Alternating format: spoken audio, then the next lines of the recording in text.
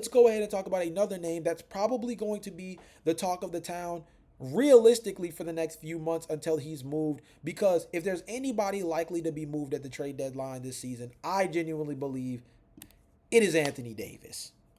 Anthony Davis, regardless of what Mark Cuban says about wanting to keep Anthony Davis because they want to play winning basketball, you're not doing anything more than echoing the ghost of Christmas past that was Nico Harrison. Thinking that this was going to be a winning basketball team under the current construction they are dealing with.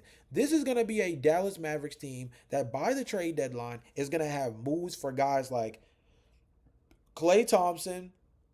I would not be surprised if maybe PJ Washington is on the block. I wouldn't be surprised if they try to flip D'Lo. I wouldn't be surprised if they take phone calls on Najee Marshall. Like, this is a team that should be really considering making a move to lean into making Cooper Flag the guy. And not the guy at point guard, but make him the guy for this franchise. Yes, I do think the idea of keeping Kyrie Irving is good from a mentorship standpoint. Also, I think that right now with Kyrie Irving's injury situation, there is no real valuable deal that makes it worth moving off from him. And you could say, yeah, but Anthony Davis is in a similar pocket. Yes and no. Obviously, him being out is partially dealt to the fact that they want to position themselves to keep him healthy during these trade talks because they know he's injury prone in any version of an injury, which he was already out missing games when some of this occurred, would only further devalue him as a player that's value is slowly but surely, maybe even quickly, tanking by the day as people get more of an understanding of the Anthony Davis experience on a season-to-season basis. But nonetheless, I just thought it was really interesting that a team that came to mind was the New York Knicks. SNY's Ian Begley reported that he's sure that the Knicks would at least check in with the Dallas Mavericks if/when Anthony Davis becomes available because they want to win a title this season. Davis's future in Dallas is in question amid the team's disappointing 5-13 start. This was as of the 23rd, so this was as of Sunday. So literally yesterday. And the report itself says if Dallas is offering Davis at a below market cost, I'm sure the Knicks will at least give the move some thought. But this again is stating the obvious. The Mavs will get calls from nearly all NBA teams if/when they make Davis available. Now, teams that we've obviously heard as real potential suitors were my Chicago Bulls, which I think is an interesting consideration given the fact that I would make the argument that right now I'd rather have Nikola Vucevic with the productivity that he has playing next to Josh Giddey than Anthony Davis. So unless you get to keep Nikola Vucevic and play Anthony Davis at the 4 the way he always wants to next to Nikola, I'm not trading Nikola Vucevic for Anthony Davis. And I'm sure that's what a team like the Dallas Mavericks would want, is a floor spacing center to put next to someone like a Daniel Gafford, or put them next to someone like a Derek Lively, where maybe you could play a jumbo front court with Cooper Flag at the small forward, and then you have Nikola Vucevic at the 4 and Derek Lively at the 5 with Daniel Gafford off the bench. As awesome as that may sound for Dallas fans, as a Chicago Bulls fan, why am I helping you to that degree to take on Anthony Davis, who I don't even know would fit in the up-tempo play style that Josh Giddey is leading right now, along guys like Matas Buzelis and others? Why? Why would I take that chance when I know that Nikola Vucevic is thriving right now when he plays next to Josh Giddey? Why would I do that? That feels like trying to win the press conference as Arshova Karnisovas. That would be one of those things where if you're looking at the Chicago Bulls front office, and you're hearing real conversations about Anthony Davis, that feels like a franchise that's desperately trying to find a way to grab a headline. It's very Jerry Jones if you keep up with the NFL in terms of a team like the Dallas Cowboys. It seems like one of those trades you make just to win the press conference of, well, at least we didn't let Nikola Vucevic walk for nothing, and it was better than signing him, who at his advanced age might not age gracefully, to a long-term contract, despite the fact that Anthony Davis is also, a little bit up there in age, past 30. He's on the quote unquote wrong side of 30. And you're trading for upside slash like the theoretical, I can't call it potential at his age anymore. It's the theoretical version of what Anthony Davis is. Let's put it very quite let's put this very frank so that people understand. The theoretical version of Anthony Davis is a top 15 player in the league. Yes. The problem is that when you only get the theoretical version of a player for less than half the season, the trade value that comes with that player is significantly lower because of the fact that you do not have a strong enough sample size to bank on making a big time purchase, not knowing whether or not you're going to get the real version of the guy you're paying for. Or maybe rephrase it this way, get the best version of the guy you're paying for. Because some would make the argument that the injured version of Anthony Davis is the real version of him. Many would say that street clothes Anthony Davis is his actual true alter ego that he leans into, that he embodies, because he spends more time on the injury report than on the floor. I saw a crazy stat a while back that said DeAndre Ayton has played more minutes in a Lakers uniform than Anthony Davis has played in a Dallas Mavericks uniform. And Anthony Davis was traded to the Dallas Mavericks this February, last season. I digress. Let's focus on the Knicks aspect of this. If they move him, realistically, it's probably what? Karl Anthony Towns for AD straight up? Is it Karl Anthony Towns and maybe a pick? Because let's keep it a buck. Pacon Dadier, it sounds like Knicks fans do not want him to be moved. There's an upside about Dadier that Knicks fans are infatuated with. I see this. I'm on you guys' Twitter. I seen it. So Dadier's a no. You guys aren't moving off of Miles McBride. And you shouldn't, by the way. You shouldn't at all. That honestly, I think that would be hilariously foolish if you did. If we go down the rest of the roster, I guess you could throw Jordan Clarkson in there as somebody you don't have real loyalties to, but I feel like he's a good backup guard for this team that will provide, some real scoring punch off the bench. I think that Miles has fit the role a little bit better, but I think Jordan has played good basketball so far this season. He's shooting nearly 40% from beyond the arc this year off the bench, taking 4 attempts per game, and he's playing well. But realistically, you're either going to have to do a Karl Anthony Towns straight up for Anthony Davis and bank on the floor spacing of Karl Anthony Towns, paired with a little bit better of an injury history, to be something that you can really help with branching out Cooper Flagg's game as more of an on-ball player.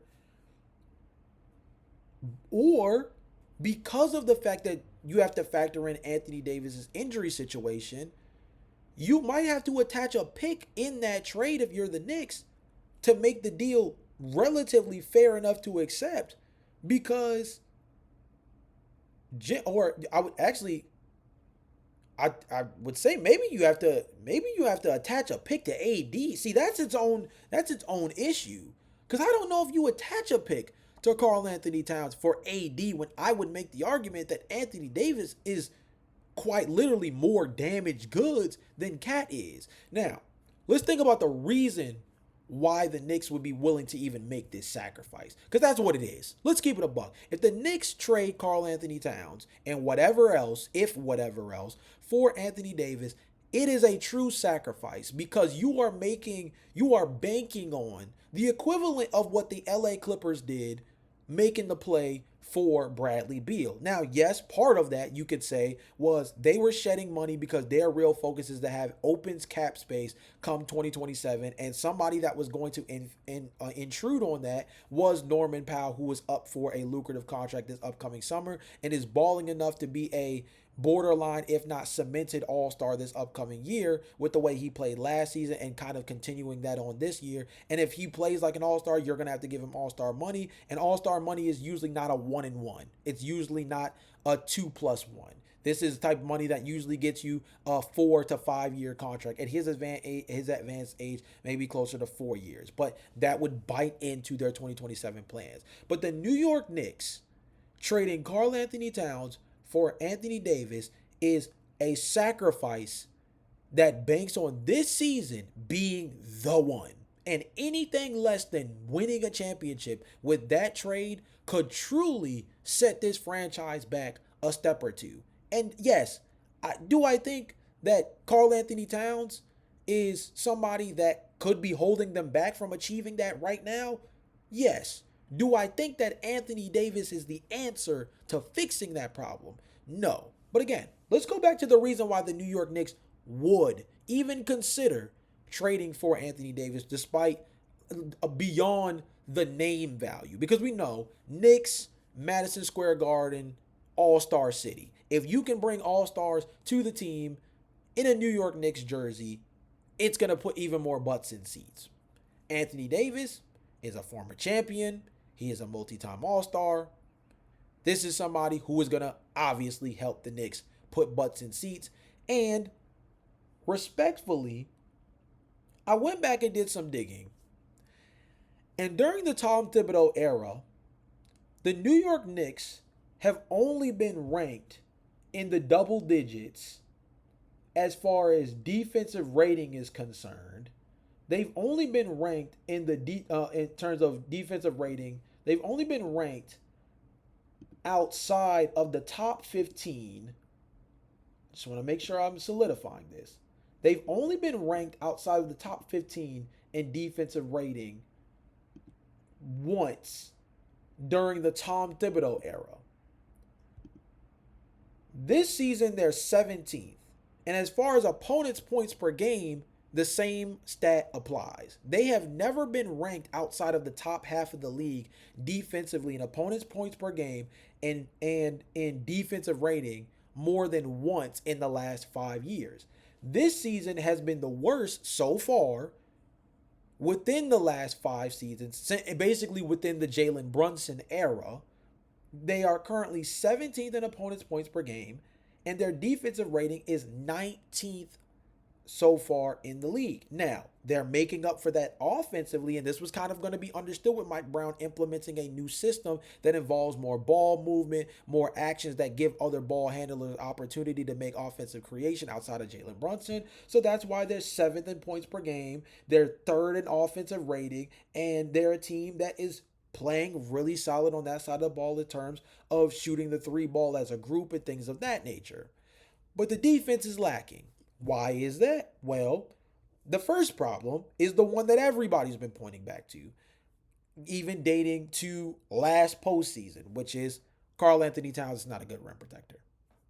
He's not a good rim protector. And understandably so. He averages 3.8 personal fouls per game, easily the highest on the team. Next closest is Mitchell Robinson, who's only played in 9 games, by the way, at 2.8. Of anybody who's played consistent regular minutes through the first 15 games of the season, the next closest is, ironically, Jalen Brunson at 2.7. So, Karl Anthony Towns, not a real strong rim protector. Karl Anthony Towns is averaging less than a block per game, less than a steal per game, averaging nearly 3 turnovers a game, which also leads the team, while also averaging nearly 4 fouls a game. He's not a real rim protector. He's not someone you can funnel to behind guys like Jalen Brunson, who's a net negative defender. Mikal Bridges has taken, he's to read that, to call out the elephant in the room, Mikal Bridges has regressed as a defender. I think we've known that dating back to when he first arrived to New York from Brooklyn.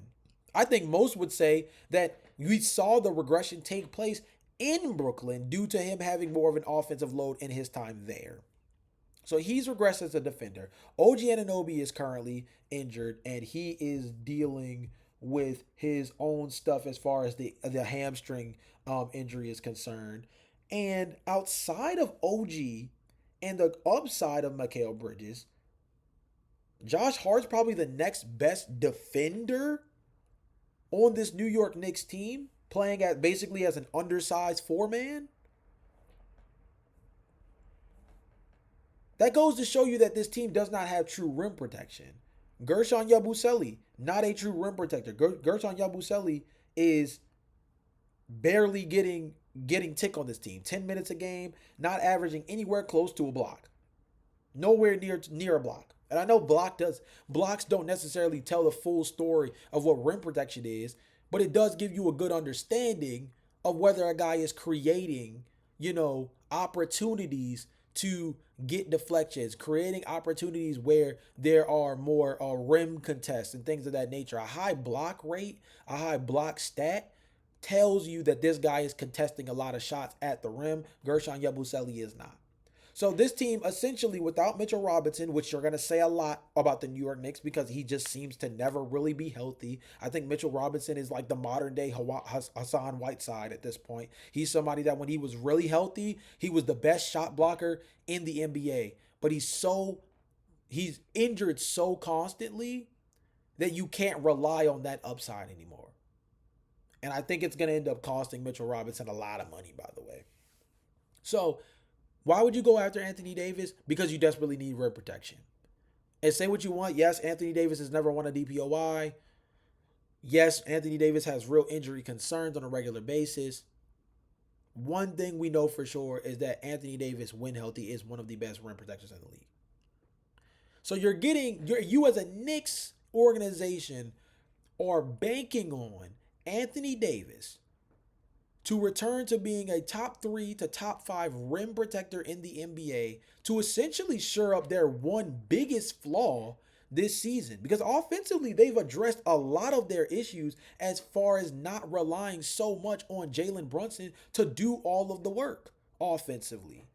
But the New York Knicks defense, which has usually been a calling card for this team, for this organization, as far as I'm concerned, it's always been the brick and mortar build around a star. This is the Jalen Brunson era. This even goes back to the way they constructed the roster around Carmelo Anthony when he was rocking in New York, as far as putting really good defenders or high-level rim protection like Tyson Chandler at the center position behind him to really help make up for the fact that they knew their star player was a go-get-a-bucket guy.